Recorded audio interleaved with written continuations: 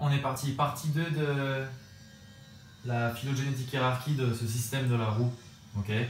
Donc je rappelle, c'est des concepts qui ont été mis en place par Julien Pineau. J'ai fait une première vidéo qui expliquait, on va dire, les bases de ce concept, du fonctionnement et de son application.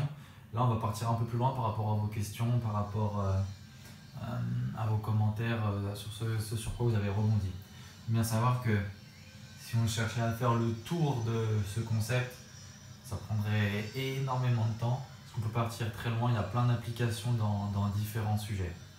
La première question à laquelle on va répondre, c'était est-ce qu'il y avait une séparation, est-ce qu'on peut, cet axe vertical, qu'est-ce qui séparait? C'est pas très compliqué, en gros ici c'est le parasympathique, d'accord? Et de ce côté-là, c'est les branches du sympathique. Donc système nerveux parasympathique, système nerveux sympathique. Cet axe ici, qu'est-ce qui sépare? Il va séparer en fait tout ce qui va être afférent, efférent. On va simplifier avec des mots un peu plus simples pour qu'on comprenne mieux. Ici, c'est tout ce qui va partir vers l'action.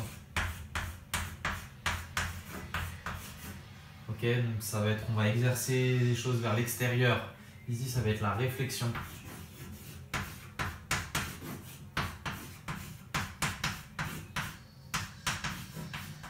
Dans le sens où ça peut plutôt être intérieur. Les personnes qui vont être coincées dans leur tête à toujours penser, à pas passer à l'action, elles vont être coincées sur cette partie basse. Tout ce qui va être dépression, okay, c'est des personnes qui vont avoir pas mal de pensées, etc., qui vont devenir petit à petit, qui vont être de plus en plus immobiles, qui vont vraiment être dans le freeze. En flight, une personne qui serait très anxieuse, qui va tout le temps avoir ses pensées, qui ne pourra pas le soir réussir à aller se coucher avec ses pensées coincées dans la tête. Ensuite, donc on a parlé un petit peu déjà sur la première vidéo sur comment influencer la position qu'on allait avoir sur l'arche. On avait le mouvement avec les torques, okay, torque interne, torque externe, la respiration, la nutrition, et il y a également tout ce qui va être au niveau des pensées. Au niveau des pensées, en fait, ce à quoi on va porter attention là, ça va être à nos prédictions. À chaque fois, on va faire une prédiction face à une situation à laquelle on va être confronté. Cette prédiction, elle va être influencée par les capacités qu'on pense avoir. Si on me dit, mets tes gants, j'ai jamais fait de boxe, mets tes gants de boxe et tu vas te battre contre Mike Tyson. Ok, là mes prédictions, par rapport à mon niveau, par rapport à la tâche que je vois à laquelle je suis confronté, la prédiction c'est que ce combat, clairement je vais le perdre. Ok, donc je suis en fuite, je veux surtout pas y aller. Si on me dit, tu peux aller te battre contre un mec qui fait 40 kilos, il n'a jamais fait de sport de sa vie, il n'a pas de coordination, on se dit ok c'est bon, ça va être facile et on peut même rester en flow, on va être en flow parce qu'on se dit que ce combat il va être gagné facilement. Donc à notre prédiction de départ, d'accord, ça on peut le voir parfois en WOD, selon comment on va aborder le WOD, comment on va l'amener, ou selon comment vous allez le percevoir, on va avoir des personnes directes avant de partir sur le WOD qui vont s'être placées dans une case ou une autre du WOD. Quelqu'un qui va se dire ça va être facile, on le voit, il est tranquille, il va rigoler. Quelqu'un qui se dit que ce WOD il va être dur et c'est des mouvements sur lesquels il ne s'estime pas bon, qui c'est des points faibles pour lui, ce qu'il pense que c'est ses points faibles, il va partir en flight déjà. Okay, il n'aura pas envie de le faire. Limite, il y en a qui sont en freeze, ils ne vont plus écouter, ils ne vont plus bouger, ils sont limite en freeze. Donc la prédiction par rapport aux compétences qu'on pense avoir, c'est vraiment nos pensées, parce qu'on peut avoir certaines compétences et penser l'inverse, on peut se surestimer comme se sous-estimer. Donc c'est la prédiction avant l'action, mais il y a aussi ce qui va se passer pendant l'action. Qu'est-ce qui va faire qu'on va pouvoir peut-être passer en flight? Qu'est-ce qui va faire qu'on va pouvoir rester en fight, passer en flow, voire passer en freeze? En fight, je fais une prédiction. Moi j'ai un exemple qui illustre bien la situation. À une époque, je prenais tout le temps des douches froides et je trouvais que ça illustrait parfaitement le truc de la roue. Dans le sens où ma prédiction, à chaque fois, c'était ça va pas être facile, ok, ça c'est pas agréable au début, on est pris par le froid, donc je me prépare pour un fight. Je vais dans la douche, je mets l'eau froide, l'eau elle est vraiment froide sur mes pieds, je me dis oh, c'est limite pire que ce que je pensais, donc je suis en flight là. Je suis en flight, tu restes dans ta douche, t'attends et il faut réussir à passer sur le fight. Il faut réussir à repasser sur le fight, donc à se dire ok je peux le faire, ça va se passer comme ça, etc. Je me mets sous l'eau, donc je suis sorti du flight, je suis passé en fight, l'eau elle me prend, j'arrive à rester calme, je gère mes émotions. C'est moins pire que ce que je pensais, ça se passe même mieux que ce que je pensais. Boum, je passe en flow. On sort de sa douche froide, on a gagné le fight, on a gagné le combat, on sort en flow, on se sent bien, etc. A l'inverse, si par exemple on met l'eau froide, qu'on passe en flight, on est limite en freeze parce qu'on est là, on bouge pas, on attend, on sait pas trop ce qu'on attend. Et si jamais on saute pas le pas, on va sortir de sa douche en flight ou en freeze et on va pas du tout être dans le même mood, on va pas du tout se sentir de la même manière. Ça peut être exactement la même chose sur un WOD. Un WOD, je fais la prédiction que ça va piquer ce WOD, ça pique, bah, c'est bon, c'était comme je l'avais prévu, je peux rester en flight. Je peux dire à l'inverse, ce WOD il va se passer comme ça et au final c'est pire, c'est bien plus dur. Je sors du WOD en flight, je vais passer en freeze, donc je rentre chez moi avec un état d'esprit qui va vraiment être négatif. Ou à l'inverse, bah, en fait je me suis sous-estimé, ce WOD il s'est super bien passé, j'ai fait un super score, je pensais pas être capable de faire ça, je rentre chez moi en flow, je suis refait, j'ai ma journée qui va se dérouler hyper bien. Donc la prédiction c'est super important, de faire la bonne prédiction. Ça ne veut pas dire qu'il faut toujours se dire je vais être facile, non, c'est faire la prédiction qui va être juste, qui va se réaliser. Parce que si vous avez une erreur au niveau de votre prédiction, on veut minimiser les erreurs parce qu'une erreur c'est un danger en fait. On essaye de toujours anticiper ce qui va se passer pour savoir ce à quoi on va s'attendre. Au niveau des émotions qui vont être rattachées, flow ça va plutôt être la joie, fight ça va être la colère, flight la peur et freeze plutôt la tristesse. Okay, donc ça va être rattaché à des émotions. Maintenant on va parler de l'anxiété. Certains parlaient de est-ce qu'il y en a qui ont plus des prédispositions à rester dans le flow, d'autres être en flight, en fight.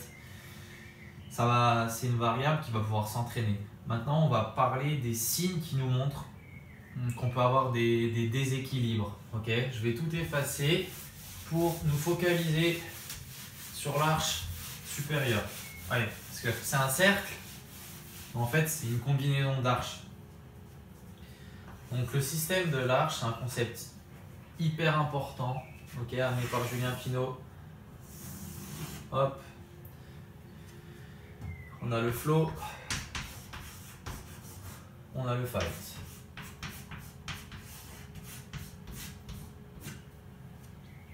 Le but de l'arche, pour qu'une arche tienne, il faut que les deux extrémités, les deux côtés s'équilibrent. Okay, si jamais ce n'est pas le cas, qu'il y a un côté qui prend le dessus, bah, mon arche elle va s'effondrer. Un des côtés de l'arche ne peut jamais être en soi trop fort. C'est juste l'autre côté qui va être trop faible. Okay, ça va être ultra important. Une illustration au niveau un peu plus terre à terre, enfin pas plus terre à terre, mais plus appliqué à l'entraînement, on va dire. Une personne qui va avoir des douleurs au genou, qui va avoir par exemple, je vais prendre mon exemple à moi, qui s'est passé cette semaine. J'ai fait des burpees. Burpees, c'est un pivot de hanche. Quand on remonte, on a les mains au sol, on est censé refaire un pivot de hanche. On est censé être en torque interne.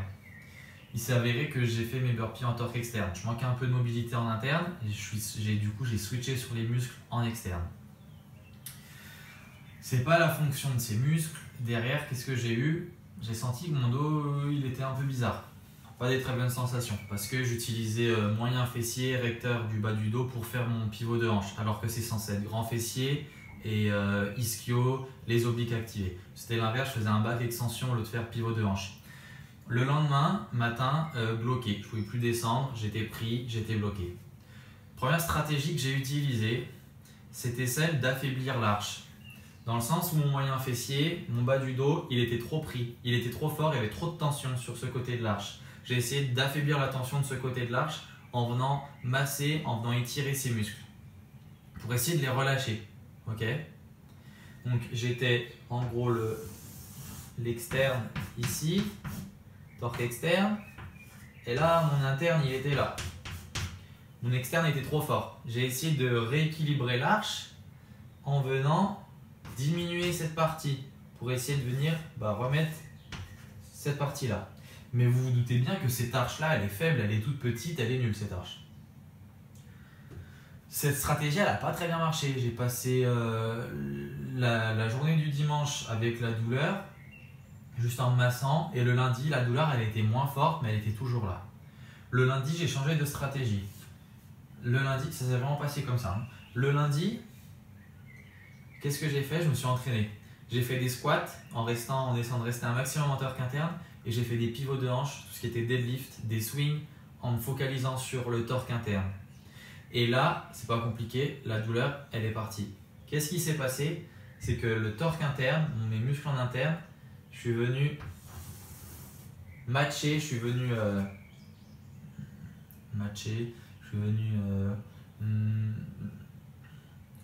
mettre au même niveau en fait que ce qu'il y avait en externe.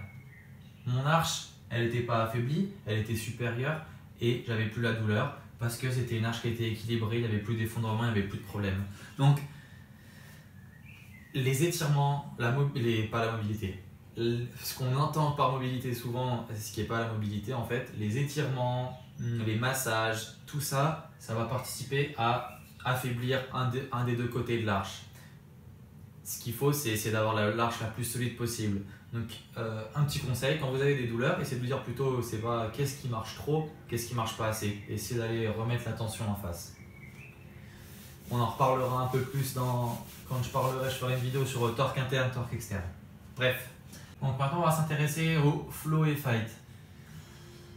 Cette arche, plus en particulier. Ok. On va parler du concept d'anxiété. L'anxiété, ce sentiment, en fait, on va essayer de s'interroger sur l'utilité de l'anxiété. L'anxiété, si on réfléchit un petit peu, souvent elle va être tournée vers le futur, vers tout ce qui va arriver.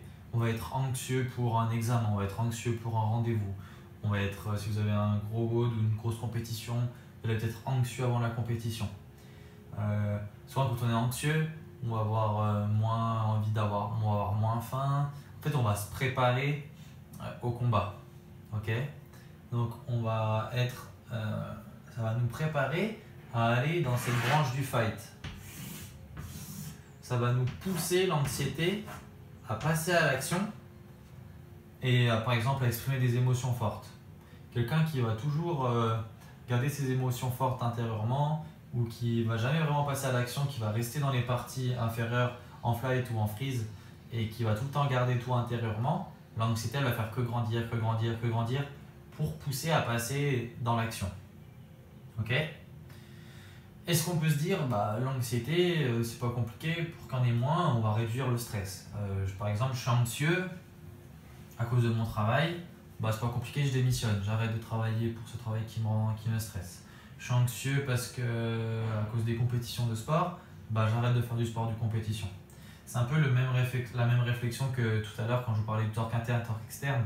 Ce qu'on veut, quand moi j'avais essayé de masser pour affaiblir les muscles du torque externe, entre guillemets, les mettre sur off, affaiblir mon arche, non, c'est pas la solution. Ce qu'on veut, c'est être capable de continuer à avoir son job malgré les responsabilités importantes qu'on va avoir. C'est continuer à faire de la compétition malgré le stress que ça peut nous apporter. En fait, ça va être augmenter notre capacité à faire face à toutes ces situations qui vont apporter un petit peu, qui vont augmenter la difficulté du combat, entre guillemets.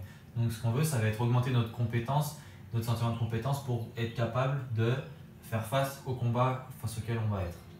Le problème, c'est que souvent, face à l'anxiété, qu'est-ce qu'on fait quand on est anxieux? Ce qu'on peut pousser à faire, ça va être de se calmer, de rester calme, faire de la méditation, essayer d'être très loin dans le flow. Le problème, c'est que le but premier de l'anxiété, normalement, c'est de vous faire passer en fight. Ok? Donc, plus vous allez être anxieux, plus vous allez essayer de venir être en fight, mais plus en flow, pardon, et plus vous serez en flow, plus vous allez augmenter la distance entre votre état, votre state, et l'état dans lequel votre corps vous pousse à être. Donc plus vous allez descendre ici, plus votre niveau d'anxiété va augmenter. Ok? Donc quelqu'un qui est très très anxieux, un truc qui peut être bien par rapport à l'entraînement, c'est On est en fight, torque externe, mouvement explosif, exprimer des émotions. Ça peut être par exemple ça peut être une session où on va faire des lancers de sandbag over the shoulder ou quelque chose d'explosif, de la frappe au marteau, où vraiment la personne, des fois c'est bien d'être seul pour pouvoir exprimer ses émotions. Ça peut passer par des cris, ça peut passer par toutes ces actions qui vont faire qu'on va exprimer les choses, qu'on va les sortir. Et ça peut, vous verrez qu'après des séances comme ça, si vous avez ce genre de sentiments, d'émotions, ça peut vraiment faire du bien. Ça peut être frapper sur un sac de boxe, ça va vraiment être quelque chose, aller dans ce fight, exprimer, vous verrez votre niveau d'anxiété qui diminuera. Donc ça va pas nécessairement aller plus loin dans le flow, passer plus dans le flow quand on est anxieux. Au contraire, ça va être passer plus de temps en fight, plus passer de temps sur l'action. Ce qui peut se passer si on fuit vraiment ce fight, c'est qu'on va avoir on appelle ça des sympathétiques fixes, des moyens de créer une réaction sympathique, pas sympathique dans le sens plaisante, mais dans le sens du système nerveux. Par exemple, grâce au sucre. Quelqu'un de très anxieux, peut-être qu'elle va souvent se diriger vers le sucre. Parce que ça va créer cette réponse, ça va activer la branche du système nerveux sympathique, sauf qu'on ne fait rien avec, on ne passe pas à l'action, c'est juste j'ingère le sucre ou de l'alcool, ou l'alcool aussi ça peut avoir un gros pic au niveau de l'activité du système nerveux sympathique, du café ou autre, mais je fais rien avec. Qu'est-ce qui se passe? Je vais cracher, je vais passer en flight et derrière je vais avoir encore des plus hauts niveaux d'anxiété. Donc c'est vraiment un truc qui va augmenter les problèmes, qui va vous faire vous sentir bien sur l'instant, mais qui va très vite vous faire passer en flight et derrière ça va faire qu'augmenter. Donc il faut faire attention de ne pas partir dans ces dérives là, de consommer par exemple des produits sucrés et derrière de rien faire. Il faut toujours se dire que si on consomme du sucre, derrière, c'est pour se préparer à l'action, c'est pour passer à l'action ensuite. Si on fait rien avec, on passe en flight et on crache. Un autre cas intéressant, c'est par exemple dans l'entraînement, on va chercher à faire plus de travail. C'est possible qu'il y ait des personnes qui s'entraînent toujours plus de volume. Plus de volume, ça veut dire qu'il va falloir gérer son effort. Vous imaginez bien, on ne peut pas s'entraîner toute la journée, on ne peut pas faire 3 WOD dans la journée ou s'entraîner 3 heures en étant 3 heures à 1000%. Ça veut dire qu'on va venir gérer, qu'on va pacer un petit peu plus. Le problème, c'est qu'en paçant, on va avoir un moins gros fight, donc moins d'intensité. Donc en gros, je vais mettre ici, hop.